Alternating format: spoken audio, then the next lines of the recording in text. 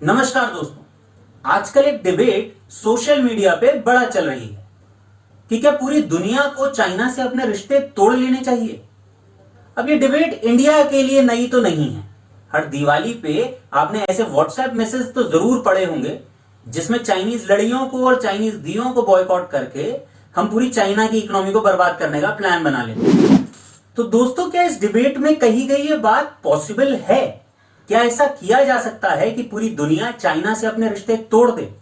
और अगर ऐसा किया जाता है तो क्या दुनिया पे फर्क पड़ेगा?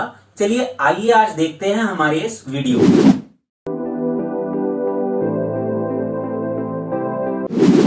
तो दोस्तों, इस डिबेट में इमोशंस को रखेंगे थोड़ा साइड पे और बात करेंगे इकोनॉमिक्स के नजरिए से। तो दोस्तों, यहां पे सबसे पहली समझने वाली बात यह है कि चाइना पूरी दुनिया की मैन्युफैक्चरिंग कैपिटल बना कैसे। इस कहानी की शुरुआत होती है 1948 में हुए कम्युनिस्ट रेवोल्यूशन से, बट हम थोड़ा फास्ट फॉरवर्ड करके चलेंगे 1978 में, जहां चाइना में एक नया नेता आया, डेन जियोपिंग, जिन्होंने चाइना में रिफॉर्म शुरू किए। ये रिफॉर्म्स थे चाइना को एक एग्रीकल्चरल लेड इकोनॉमी से मैन्युफैक्चरिंग लेड इकोनॉमी बनाने में। यह वो समय था जब वेस्टर्न देशों में एक नई सोच जन्म ले रही थी। इस सोच का नाम था रीगनिज्म या थैचरिज्म। इस सोच का मतलब है वेस्टर्न देशों को फ्री मार्केट इकोनॉमी बनाना। फ्री मार्केट इकोनॉमी मतलब जो इकोनॉमी सिर्फ मार्केट के तौर तरीकों पे चलती हो, इसका मतलब प्रॉफिट पे चलती हो। जब वेस्टर्न देशों ने यह डिसाइड कर लिया कि अब वो सिर्फ प्रॉफिट पर चलेंगे, तो उन्हें यह दिखने लगा कि मैन्युफैक्चरिंग भविष्य में आने वाले समय में उनको फायदा नहीं दे पाएगी। इसलिए उन्होंने अपनी पूरी इकोनॉमी को सर्विस सेक्टर पर शिफ्ट कर दिया और यहीं से मैन्युफैक्चरिंग सेक्टर को अपने लिए एक दूसरा घर ढूंढने की जरूरत पड़ गई। और यह तलाश पूरी हुई चाइना के स्पेशल इकोनॉमिक जोन्स में आकर, जहां नई चाइनीज गवर्नमेंट ने तरह तरह की छूट इन मैन्युफैक्चरिंग कंपनियों को दी हुई थी, जैसे टैक्स इंसेंटिव या लेबर लॉज में रिलैक्सेशन या एनवायरमेंटल लॉज में छूट। और इस समय में चाइना की सबसे बड़ी ताकत बना उसका चीप लेबर। और आप समझ ही सकते हैं कि चीप लेबर की वजह से प्रॉफिट्स कितने ज्यादा बढ़ जाएंगे। और इसी वजह से मैन्युफैक्चरिंग कंपनीज वेस्टर्न कंट्रीज से उठ के चाइना में आ बसी। और यहां से चाइना ने जो रफ्तार पकड़ी तो फिर रुकने का नाम ही नहीं लिया। जो इकोनॉमी 1978 में 200 बिलियन डॉलर की थी, वो 2019 में 14 ट्रिलियन डॉलर की बन गई। हाँ दोस्तों, 14 ट्रिलियन डॉलर का मतलब इंडिया की 3 ट्रिलियन डॉलर इकोनॉमी का 5 गुना। यही नहीं दोस्तों, ये रफ्तार इतनी तेज है कि 2010 में जब चाइना विश्व की दूसरी सबसे बड़ी इकोनॉमी बना, उसके बाद से चाइना यूएस से तिगुनी तेजी से एक्सपैंड कर रहा है। और मैन्युफैक्चरिंग के तो कहने ही क्या, चाइना में एक साल की मैन्युफैक्चरिंग होती है लगभग 2.3 ट्रिलियन डॉलर्स की, जो कि इंडिया की पूरी एक साल की जीडीपी के बराबर है। अब बात कर लेते हैं दुनिया की चाइना पर डिपेंडेंसी की। तो मैकेंजी की एक हालिया report China and the world 2019 के अनुसार पिछले एक दशक में चाइना की डिपेंडेंसी तो वर्ल्ड पे कम हो रही है और वर्ल्ड की डिपेंडेंसी चाइना पे बढ़ती जा रही है। हम तो अब तक ये सोचते थे कि चाइना जितना भी सामान मैन्युफैक्चर करता है उसको बेचने के लिए वे दुनिया पर डिपेंडेंट है। पर इस रिपोर्ट के अनुसार 2014 से 2018 के पीरियड में चाइना की इकोनॉमी का 60% सिर्फ डोमेस्टिक कंजम्पशन से आया है। सिंपल भाषा में समझाऊं तो चाइना जो प्रोड्यूस कर रहा है वो चीजें यूज भी कर रहा है। इसका मतलब अब अगर हम उसे बॉयकॉट भी कर दें तो भी उसे ज्यादा फर्क नहीं पड़ने वाला। इस रिपोर्ट ने डिपेंडेंसी के आधार पर 3 कैटेगरीज में देशों को बांटा है। पहले वो देश जो सप्लाई चेन में चाइना पर पूरी तरीके से निर्भर है, जैसे साउथ कोरिया, सिंगापुर, मलेशिया या वियतनाम।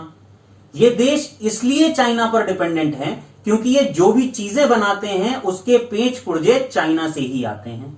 दूसरे वो देश जिनका रॉ मटेरियल चाइना खरीदता है, जैसे ऑस्ट्रेलिया, साउथ अफ्रीका या घाना।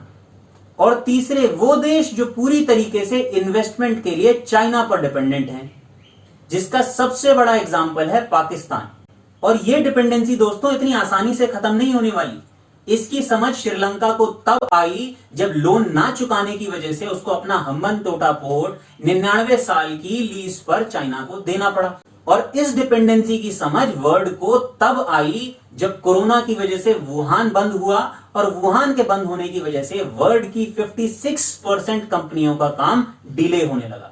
अब तो हालत यह है कि ऑटोमोबाइल सेक्टर हो या इलेक्ट्रॉनिक सेक्टर या फिर फार्मा सेक्टर, हर किसी का इंटरमीडिएट मटेरियल या इंटरमीडिएट कंपोनेंट चाइना से ही आता है। इंडिया की हालत भी इस मामले में बहुत अच्छी नहीं है दोस्तों। सालाना हम चाइना को $17 बिलियन का सामान बेचते हैं और वापसी में $70 बिलियन का सामान खरीदते हैं। इसका मतलब हर साल हम चाइना की जेब में $53 बिलियन डाल रहे हैं। दूसरी ओर हर साल जो लोग आपको दिवाली की लड़ियां बॉयकॉट करने की रिक्वेस्ट भेजते हैं, वो लोग आपको ये बताने से भूल जाते हैं कि वो लड़ियों को चलाने के लिए जो इलेक्ट्रिसिटी बनती है उसके 80% कंपोनेंट भी चाइना से ही इंपोर्ट किए जाते हैं।